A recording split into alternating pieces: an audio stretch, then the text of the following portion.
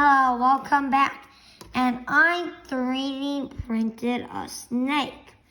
See? And it has scales.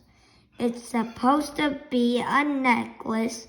See, there's a hole for the string, but I don't want it like a necklace.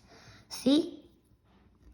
These are the eyes, and it's basically just a standstill model. Meaning, like, you just look at it and it's cool. See? Front, bottom, no, I couldn't remove this once.